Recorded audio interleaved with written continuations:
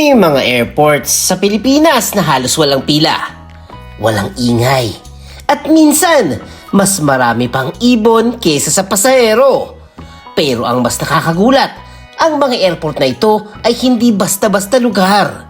Nasa gitna sila ng mga isla na halos walang signal, napapalibutan ng bundok o kaya naman dagat. At sa unang tingin, parang hindi mo aakalain na may runway pala doon. Sa video na to, tutuklasin natin ang top 10 pinakaliblib na airport sa Pilipinas. Mga lugar na bihirang marating pero kapag narating mo, parang ibang mundo ang bubungad sa'yo. Simulan na natin! Mr. D. At number 10, Basco Airport, Batanes. Ito ay isa sa pinakaliblib at isa sa pinaka-unique na airport sa Pilipinas. Paglapag mo pa lang mapapansin mo na agad ang kakaiba na experience dito kumpara sa ibang airports. Ang runway ng Basco Airport ay nakaharap sa malawak na dagat at napapalibutan ng rolling hills. Kaya habang pababa ng eroplano, para kang lumilipad papasok sa isang postcard view. Dahil sa malakas ng hangin sa Batanes, isa ito sa mga airport na talagang sinusubok ang galing ng piloto. Madalas, ramdam mo ang pag-alog ng eroplano bago tuluyan makalapag. Ang terminal mismo ay simple lang, wala masyadong commercial shops, wala mahabang pila at minsan, iilan lang talagang pasahero. Pero dito mararamdaman ang kakaibang katahimikan at kaayusan. Malinis, organisado at very relaxed ang atmosphere. Parang hindi airport, kundi isang tahimik na waiting area sa probinsya. Isa pang kakaiba dito ay ang limitado nitong flights at pabago-bagong weather. May mga pagkakataon na delayed o canceled ang biyahe. Kaya ang pagpunta sa Batanes ay hindi lang basta travel. Parang adventure na rin. Ang Batanes ay hindi lang malayo. Iba talaga mundo dito. May mga bahay na bato na kayang tumagal sa malalakas na bagyo. Nariyan ang Marlboro Hills kung saan makikita ang malawak na berdeng burol na parang New Zealand ng dating. At ang Basco Lighthouse na nagbibigay ng panoramic view ng buong isla. Habang ang Valugan Boulder Beach naman ay puno ng malalaking bato na hinulma ng mga sinaunang pagsabog ng bulkan. At number 9, Cuyo Airport sa Palawan. Bukod sa El Nido at Coron, may isang lugar na halos hindi naririnig, ang Cuyo. Ang airport nito ay isa sa pinakaliblib sa buong bansa. Bihira ang flights dito. Karamihan, maliit na aircraft lang ang bumabiyaheng papunta rito. Dahil sa lokasyon nito sa gitna ng Sulusi, hindi mo madaling puntahan, kaya kakaunti lang talaga ang nakakarating. Pagdating mo pa lang sa airport, mapapansin mong simple at maliit ang terminal. Walang siksikan, walang ingay.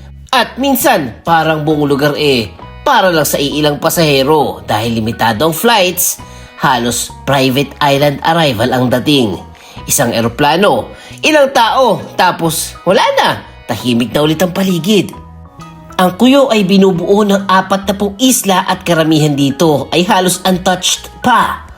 Isa sa pinaka-historic na lugar dito ay ang Cuyo Fort at mga napakalinaw na tubig sa beaches. Ang Cuyo Airport ay maliit at tahimik pero itong gateway sa isang paraiso na hindi pa naaabot ng karamihan.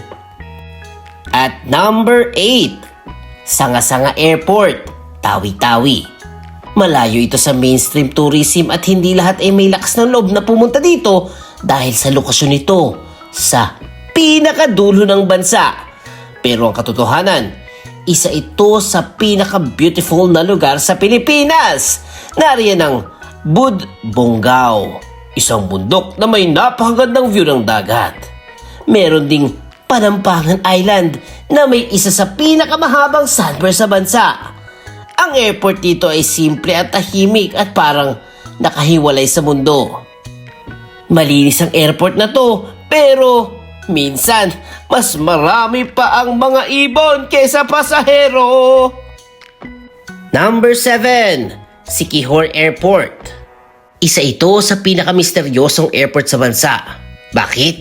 Dahil ang Siquijor mismo ay kilala sa mga kwento ng kulam at supernatural. Kaya kahit airport marami pa rin natatakot pumunta dito. Sa totoo lang, ang isla'y napakaganda. Nariyan ang Kambugahay Falls na may malinaw na turquoise na tubig. Meron ding Salagdoong Beach na sikat sa cliff jumping. Pagdating naman sa airport, mapapansin mong napakasimple nito. Maliit ang runway at halos walang modern facilities kumpara sa ibang airports. Isa rin ito sa mga airport na hindi araw-araw may commercial flights. Kaya madalas ang chartered or special flights ang dumarating. Dahil sa limitadong operasyon, napakatahimik ng paligid. Minsan pa nga, mas marami pang puno kaysa sa mismong tao sa airport. At dahil maliit ang isla, ilang minuto lang mula sa airport ay mararating mo na agad ang beach at falls. Walang mahabang biyahe. Diretso adventure ka kagad. And at number 6, Camiguin Airport. Sa Camiguin Island to. Ang isla ay kilala bilang Island Born of Fire dahil sa dami ng mga bulkan dito at dahil hiwalay ito sa mainland Mindanao. Ang airport ay isa sa pangunahing paraan para makarating dito. Tahimik ang airport, pero pagdating mo sa labas, ibang mundo na kagad. Nariyan ang White Island Sandbar na wala kahit anong puno. Puro white sand lang sa gitna ng dagat. Meron ding sunken cemetery na may malaking krus sa gitna ng tubig. Ang Camiguin ay maliit pero punong-puno ng kakaibang atraksyon. At number 5, Catarman Airport sa Northern Samar. Hindi rin masyado dinadayo ang airport na to.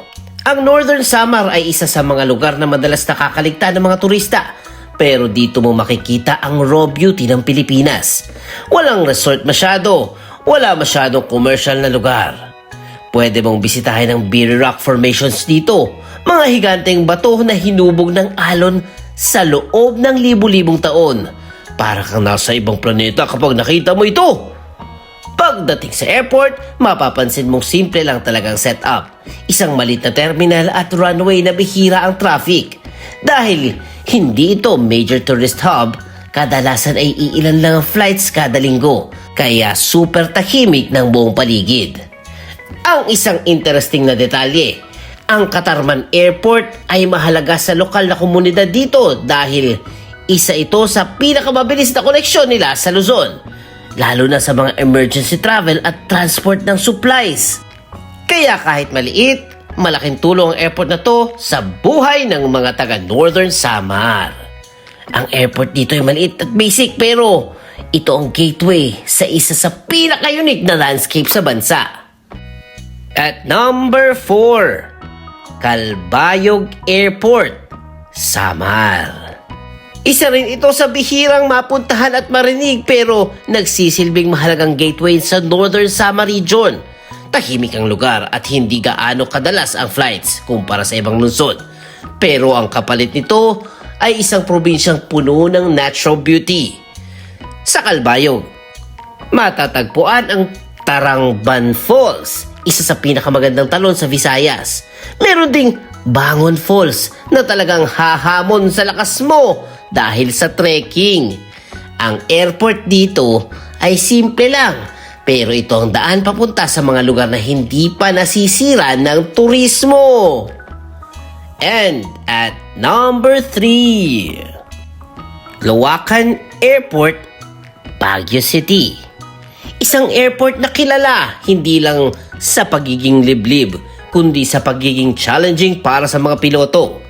Dahil napapalibutan nito ng bundok, hindi basta-basta ang paglapag dito.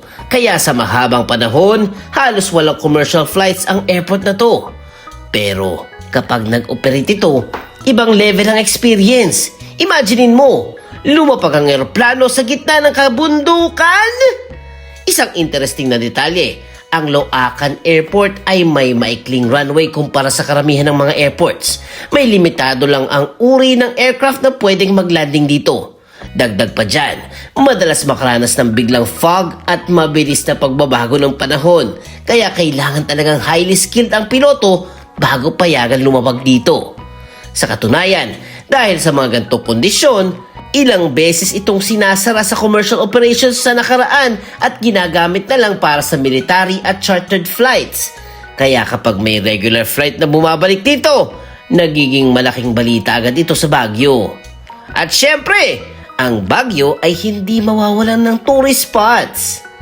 Burnham Park, Mines View Park, at Camp John Hay. Pero sa likod ng kasikatan na lungsod, ang airport nito ay nananatiling tahimik at bihirang gamitin. Number 2, Romblon Airport, Tablas Island. Isa ito sa mga airports na halos hindi alam ng karamihan kahit na bahagi ito ng isang napakagandang probinsya. Hindi ito tulad ng Boracay na puno ng turista.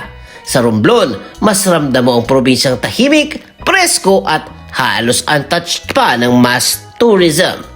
Sa lugar na to, pwede mong puntahan ang Bonbon Beach, isang sandbar na parang lumulutang sa dagat. Meron ding marble industry ang Romblon, kaya tinatawag itong Marble Capital of the Philippines. Pagdating naman sa airport, isa itong maliit na community airport na kadalasang sineservisyoan ng iilang flights kada linggo. Dahil dito, hindi ito nagiging crowded at minsan pa nga parang buong terminal para lang sa iilang pasahero.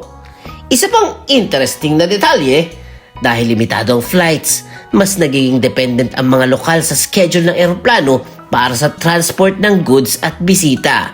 Kaya bawat landing ng eroplano parang maliit na event sa lugar. And at number 1, Baler Airport, Aurora. Hindi ito kasing busy ng ibang airport at kadalasan kakaunti lang ang flights dito. Minsan pa nga, wala talaga sa isang araw. Ang Baler ay mas kilala bilang surfing capital ng Luzon, pero ang airport nito ay isa sa mga pinaka-underutilized. Dahil sa mas accessible pa rin ang biyahe via land mula Manila, bihira talagang gamitin ang airport na to. Kaya kapag nandun ka, mararamdaman mo agad na tahimik at parang private ang runway. Pero huwag kang magkakamali dahil ang Baler ay puno ng hidden gems. Nariyan ang Sabang Beach kung saan nagsimula ang surfing culture sa bansa. Meron ding Ditumabo Falls or Mother Falls na isang malakas at malamig na talon sa gitna ng gubat. At syempre, ang iconic na Balete Tree na higit 600 years old na. Sa kabila ng pagiging tahimik ng airport, ang paligid nito ay buhay na buhay sa adventure. O ano? Alam nyo ba yung mga airports na nabanggit ko? Tingin ko ngayon nyo lang narinig no? Sa dulo ng bawat runway na to, hindi lang simpleng destinasyon ang naghihintay, kundi mga lugar na tahimik, kakaiba, at halos hindi pa naaabot ng karamihan. Minsan, ang tunay na ganda ng Pilipinas, hindi mo makikita sa pinakasikat na lugar, kundi sa mga sulok na bibihira lang puntahan. Kaya di fam, kung gusto mo ng kakaibang adventure, baka ang susunod mong biyahe ay hindi sa sikat na airport, kundi sa isang lugar na halos walang tao, pero punong-puno ng kwento katulad ng listahan natin ngayon. At kung nagustuhan yung ating episode for today, please comment, tutut! At syempre, huwag kalimutan mag-like, mag-share, mag-comment at mag-subscribe na kay Mr. D. Kasi masayang matuto! The end! Huwag kalimutang i-click ang subscribe button at bell icon ni Mr. D para masaya every day! See you, D-Fam!